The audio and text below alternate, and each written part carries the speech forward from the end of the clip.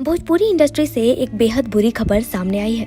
Actress आकांक्षा दुबे का निधन हो गया है। बताया जा रहा है शुक्रवार को आकांक्षा दुबे शूटिंग के बाद होटल गई थी, जिसके बाद अब खबर आ रही है कि आकांक्षा ने आत्महत्या कर ली है। हालांकि अभी तक मौत की वजह सामने नहीं आई है। आकांक्षा दुबे के निधन से पूरे भोजपुरी इंडस्ट्री में शोक की लहर दौड़ पड़ी है। वहीं फैंस का दिल टूट गया है। साथ ही आपको बताते चले कि भोजपुरी एक्ट्रेस आकांक्षा दुबे ने कई फिल्मों में अपने अभिनय का जलवा बिखेरा था। उनकी उम्र करीब 25 वर्ष थी और एक्ट्रेस सोशल मीडिया पर काफी एक्टिव भी रहती थी।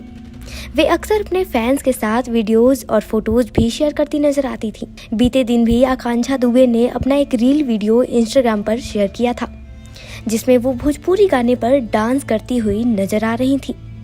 एक्ट्रेस के इस क्लिप को लोगों ने खूब पसंद किया। हालांकि अब लोग इस क्लिप को देखकर भावुक भी हो गए हैं। किसी को अंदाजा नहीं था कि आकांक्षा, जो भोजपुरी इंडस्ट्री पर राज कर रही थी, वो कुछ ऐसा कदम उठाएगी। पुलिस फिलहाल इस मामले की जांच कर रही है।